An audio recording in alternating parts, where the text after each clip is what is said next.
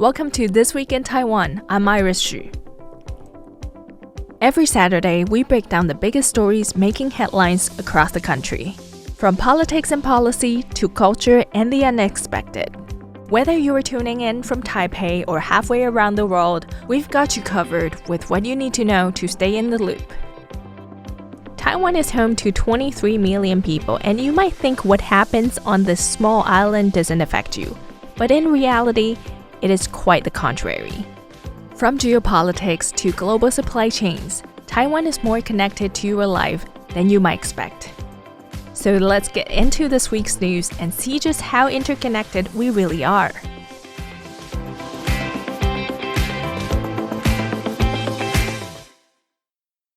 The Legislature's Foreign Affairs and National Defence Committee on Monday invited Defence Minister Wellington Koo to deliver a classified report and field questions on the 1.25 trillion NT dollar, approximately $39.6 billion draft special act on procurement aimed at enhancing the nation's defence resilience and asymmetric capabilities. Amidst public interest beyond the $11.1 billion arms purchase closed on 17th of December last year, Koo told reporters that details could not be released until the US completes congressional notification, prompting Monday's classified briefing to lawmakers. Koo explained that past special ordinances typically required reports only after committee review, but that delays in submission necessitated this confidential briefing.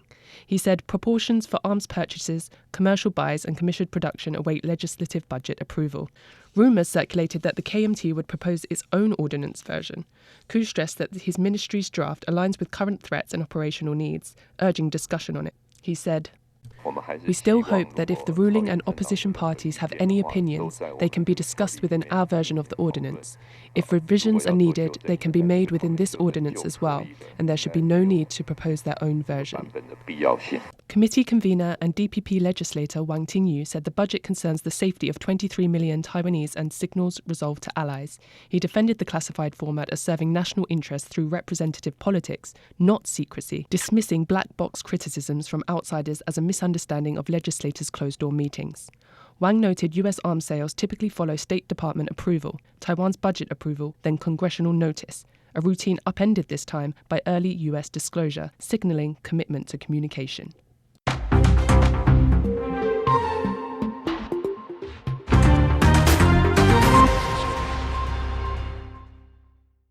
Taiwan and the United States have reached an outcome in their reciprocal tariff negotiations after 9 months of talks, securing reduced tariffs and preferential treatment for Taiwan under potential future US trade measures, Taiwan's cabinet said Tuesday. Premier Cho Jung-tai and Vice Premier Cheng Li-chun said the two sides held 6 in-person negotiating rounds and multiple virtual meetings, reaching the agreement to lower reciprocal tariffs to 15% without stacking additional duties. The rate matches that granted to major US allies, including the European Union, Japan and South Korea, and represents the most favoured nation, or MFN, tariff offered to countries with large trade surpluses with the United States. Chung said Washington also committed to granting Taiwan MFN treatment under potential tariffs imposed under Section 232, which could target semiconductors and related products. Taiwan is the first country to secure advanced preferential terms, including duty-free quotas and discounted tariffs for shipments exceeding quota limits. Chung said Taiwan has already secured a framework guaranteeing zero tariffs within quota limits and a preferential rate of 15% outside the quota. She added that if the eventual tariff rate is set lower, Taiwan would automatically receive the lower rate, helping stabilize export competitiveness for Taiwan's semiconductor and ICT industries. As part of what officials described as a Taiwan model, Taiwanese companies have committed up to $250 billion in direct investment in the US, while the government will provide an additional $250 billion in credit guarantees. Chung said the credit guarantee program, to be deployed in 5 phases, is expected to translate into $6.25 to $10 billion in actual coverage. The talks come as the US Supreme Court is expected to rule on the legality of reciprocal tariffs imposed by President Donald Trump under the International Emergency Economic Powers Act, a decision that could affect existing tariff arrangements. Premier Cho said any ruling unfavourable to the tariffs could have some impact, adding, "We have already obtained appropriate protections under Section 232, which we believe are the best among countries that have a trade surplus with the United States. Therefore, we believe the impact is somewhat limited, but we will proceed with further consultations or responses after the other side's ruling is finalised." Chung said negotiations are in the final stage, with the two sides expected to sign an agreement in the coming weeks, including provisions on two-way investment, which would formally conclude the tariff talks.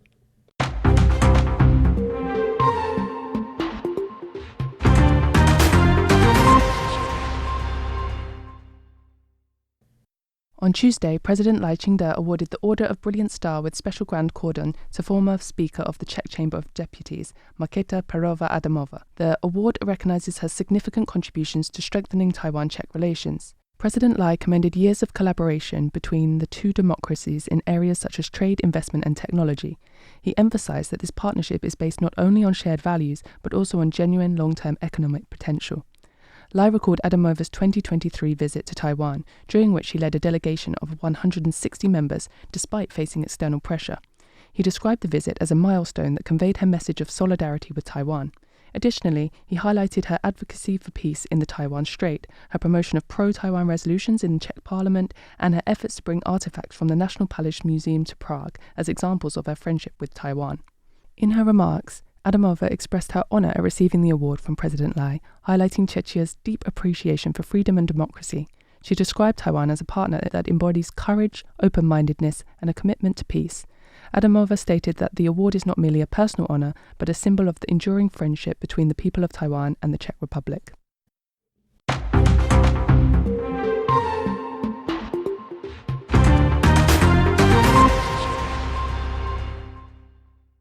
Two U.S. warships transited the Taiwan Strait on Friday and Saturday, marking the U.S. Navy's first operation this year, the U.S. 7th Fleet confirmed in an unsigned email Friday. The transit involved the guided missile destroyer USS John Finn and the ocean survey ship USNS Mary Sears, according to the fleet statement, reported by Stars and Stripes and USNI News, and echoed by the official WeChat account of China's Eastern Theater Command spokesperson Su Chenghua. This pairing of a destroyer and survey ship echoes the Navy's first strait transit after President Donald Trump's second term began in February 2025, when USS Ralph Johnson and USNS Bowditch navigated the strait. The Pathfinder-class Mary Sears collects oceanographic, hydrographic and acoustic data to support submarine operations, anti-submarine warfare, mine warfare and special operations, per the Navy's Military Sealift Command website. It can scan seafloor terrain and gather underwater acoustic and physical data to enhance undersea warfare capabilities. The 7th Fleet called the transit routine, occurring outside any coastal state's territory or sea. It demonstrates the US commitment to defending freedom of navigation for all nations and rejects claims inconsistent with those rights.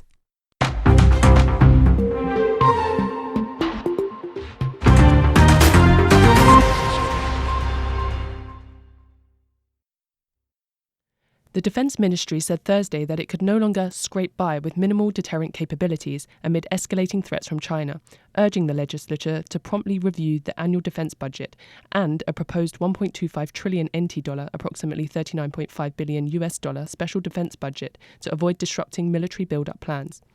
The special budget would be allocated over 8 years through 2033.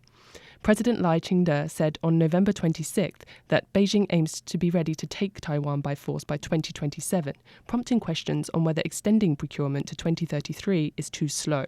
The stalled defence budget of 78 billion NT dollars, around 2.4 billion US dollars, will delay equipment procurement, ammunition resupply, including high-mobility artillery rocket systems, or HIMARS, Harpoon, Javelin and Stinger missiles, as well as follow-up training programs for F-16 aircraft and troop expansion drills in the next 14 days.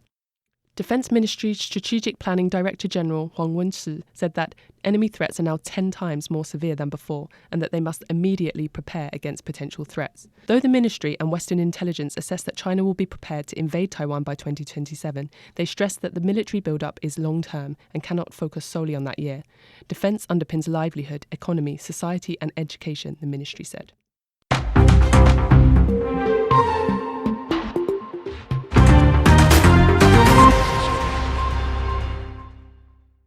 In response to Ukrainian President Volodymyr Zelensky's claim that Taiwanese electronic components are being diverted to Russia, President Lai Ching-te said in an interview Friday morning that he has asked Zelensky to provide Taiwan with relevant information. Zelensky raised the concern during a speech at the World Economic Forum, or WEF, in Davos, Switzerland, questioning whether Taiwanese components were reaching Russia and enabling continued missile production.